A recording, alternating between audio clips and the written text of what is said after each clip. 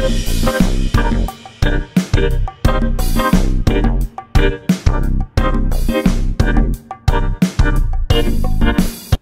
there, it is your mom of three in NYC, and I'm back with another video. Yay! Welcome! If this is your first time on my channel, awesome to have you. My name is Teneza. I am the mother of 3 inquisitive children living in the heart of New York City. Love for you to join my YouTube family, my tribe. All you have to do is hit that button that says subscribe, subscribe, subscribe. Huge thank you to my A1 Day ones, and a huge thank you as well to my new subscribers. Thank you, each one of you, for being a part of the growth of my YouTube channel. Heart, you guys. All right, I think I've covered all my bases. This is a review, Married at First Sight UK edition. Episode 11, Season 7, Episode 11. The episode begins with April and George. George tells April that he overheard Thomas calling her a liar. He defended her. Adrian, you guys, they're bickering again. It's giving me toxic. It's giving me toxic now. Every episode they're arguing over something. It's just, it can't be healthy, right? It can't be healthy. Thomas walks away from the argument.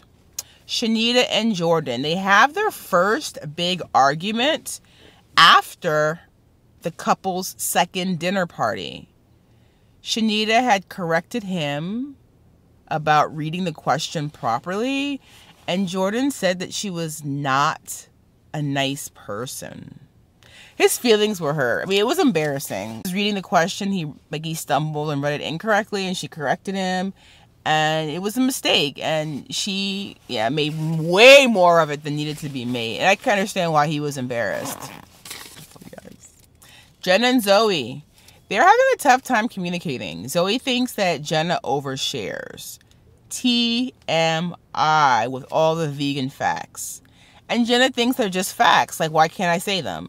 But again, for someone that does like to eat meat and does not want to go vegan, it's just facts that aren't fun to hear. About like what's done to animals and our food, and I get it. I get both sides of it, but maybe Jenna should be a little bit more sensitive to the facts that she shares with Zoe.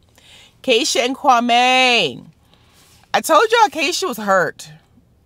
It came off as anger, but under the anger is the pain. Absolutely.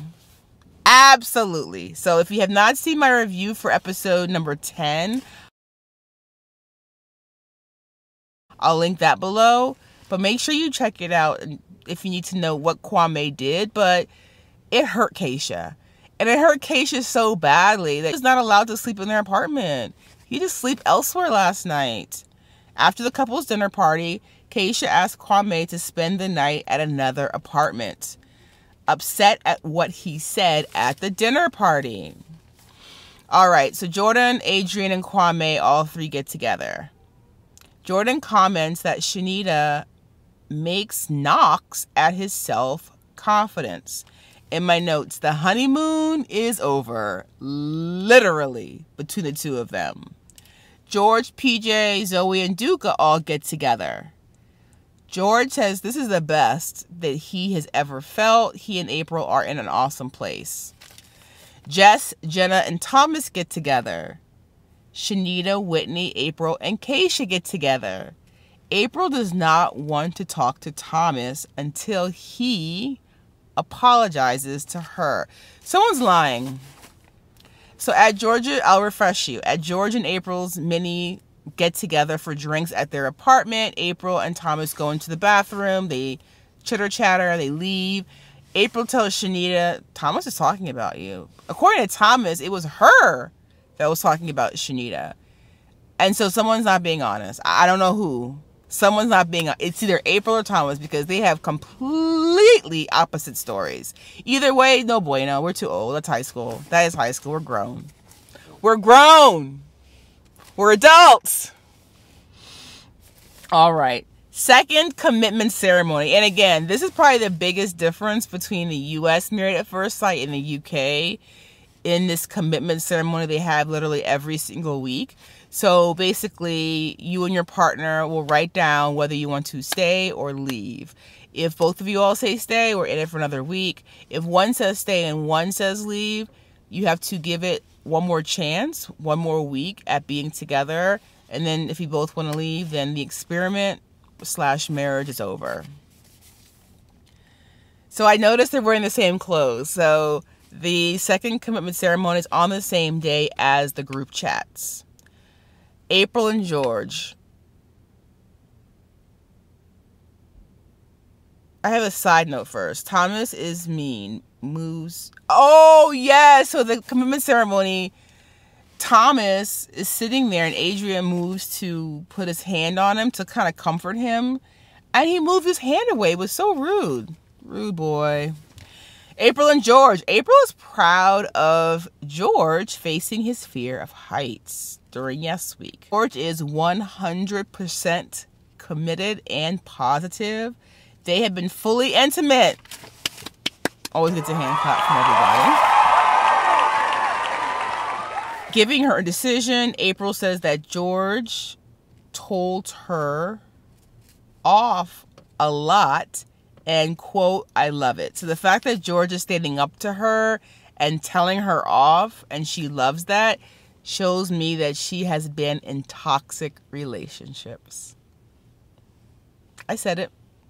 Why, like, where do they do that at? Why would you want your partner to tell you off? I think April has dated not nice men in her past. And that's all she knows. Shows toxicity, I say, in her past relationships. April says stay. George says stay. April and George are together for another week. Jess and PJ. Jess said she had the most fun during Yes Week. Yet, Jess can't see their relationship further than just friends. Jess said she wanted somebody who's into football. And the expert was like, really, Jess? Jess, the questions you should be asked are, do we have the same values? And the answer to that question is yes. That's what's most important. Jess has zero physical attraction for PJ. This has to hurt his ego. But he is such a stand-up guy for being so respectful. This has to hurt PJ's ego. But PJ is such a stand-up guy for being so respectful. Jess, her decision is to leave. And after she says that, PJ asks one last question of her. He asks Jess, is there anything worth fighting for between the two of us? Jess says no. He had put stay on the card, PJ had, but based on Jess's answer to his question, he's also decided to leave. Everyone gives PJ a hand. He's such a good sport, has been so wonderful through this entire process, and I feel bad for him. But I'm wondering, why are they writing it down? Why are they writing their answers on the card if you just get to change it? You get to change your answer, I guess. So whatever you have written down is what you think, I guess, because he had stayed written down, but he changed his mind. I guess he can change your mind. I'm here for whatever works. But I feel bad that it didn't work out between the two of them. I wish it had. And then, blah, blah, blah. I like when couples say this because it's not true. I've gained a friend for life. Y'all are not going to talk after this, and that's okay. Whitney and Duca. There's a huge difference from last week. The experts ask, what has changed? Whitney and Duca had a conversation, and Whitney said that she felt heard. They are having more fun together. They posed the question, is there attraction between the two of you? Duca needs more mental stimulation. Whitney needs more trust to be built. But they're definitely like a 180 from last week, you guys. Like, for real, for real. So, kudos to both of you guys. Duca wants to stay, and Whitney wants to stay. Shanita and Jordan. The digs that Shanita makes hurt Jordan. Shanita told Jordan that she thinks he has ADHD. This hurt his feelings. Shanita is sorry she said that. Experts made a really great point that don't let this one experience or one argument overshadow what a great relationship that you guys have. And so Shanita asks to stay and Jordan asks to stay. So they're going to hold on for one more week, you guys. Why does Kwame tell Shanita not to diagnose Jordan? Kwame, don't say anything about anybody. Bruh. Bruh. Kwame. You got enough to handle, bro. You got enough to handle, homeboy. Shanita is upset that Kwame says that to her and that he's acting like an expert. Kwame is just defending his friend. Jordan and Shanita, they get up and leave. Take a breather. Keisha, Kwame, they're up. Kwame feels that he was kicked out and that Keisha did not want him there. Kwame's ego has been damaged. He still wants to make it work. And I don't understand that. I do not understand it.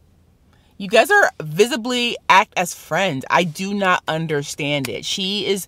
Are you waiting for her to change? Are you waiting for, like, what are you waiting for? What are you holding on to? Because it does not feel like a marriage. It does not feel like Kwame has any attraction for Keisha. Keisha obviously has attraction for Kwame, and he is not reciprocating it. I do not understand. I do not get it. Sorry, guys. I just want Keisha to protect her heart. She is such a wonderful woman. Keisha also wants to stay. She wants Kwame to come back home and see what another week will be like. I mean, they're both giving it a fair shot. I guess that's a plus. Laura and Richie. Last week, Laura felt that they were going on the right path. There's a lot of emotional neediness on Richie's part. Laura has dated people like Richie in the past, and she tends to keep things nice rather than confront issues. I told you guys, 3 reviews in a row. Laura does not see it for Richie, and she has asked to leave. According to Richie, and they say, like, oh, this has been great, the time of my life. Like, how Sway? How has this been so great? The time of your life, but you're going to leave. Richie, I was shocked. Because I knew that Richie, at one point, thought Laura was the one. He also wants to leave, you guys.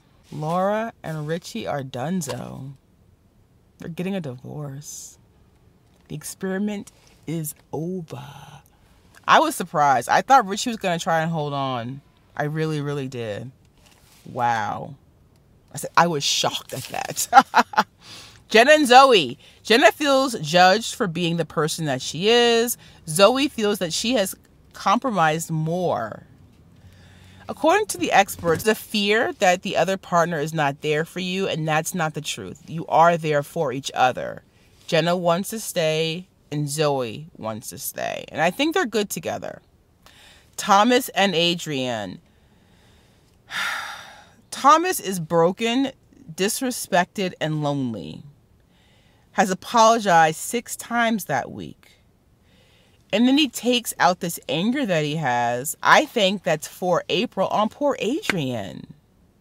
He really lashes out. Thomas does take a timeout. Oh, Adrian says that Thomas has so much pent-up energy and that he's always ready for a fight, which is the truth. After Thomas's timeout, Adrian decides to stay. Thomas wrote leave on his card, but rips it up in a dramatic fashion, and he now is staying. Why write it down? Why are you writing it down? PJ said stay, now he's leaving. Thomas said leave, now he's staying. So I'm not really sure. Why are we writing it down again? All right, so let's recap, guys. Let us do a recap on where we stand. S and PJ, it's over. It's over. April and George are in a good place. Zoe and Jenna are getting to a better place. Communicating more effectively will definitely help. Laura and Richie, over. Shanita and Jordan have a hiccup. The honeymoon is over, and they're being real now, I think. Their true colors are going to come out. I'm pushing for them. Thomas and Adrian are still together. Adrian's a saint. Like, I'm convinced. He's a saint. Whitney and Duca are in a good place. So, we said bye to Jess and PJ. We said bye to Laura and Richie. We have April and George, Zoe and Jenna, Shanita and Jordan, Thomas and Adrian, and Whitney and Duca. 1, 2, 3, 4, 5, 6, 7. So we said goodbye to 2 couples. We still have 5 couples. What do you guys think in the comments below? My question is, Tribe, were you all surprised by Richie's leave? He had that written down, you guys. I was shocked. I was shocked. Let me know in the comments below. Were you surprised by Richie leaving? Were you surprised by PJ and Jess? All right, so that concludes our review, not just mine, it's us, our review of Married at First Sight UK, Season 7, Episode 11. I hope you have a wonderful rest of your day, and I'll see you in our next review. Bye for now, Tribe.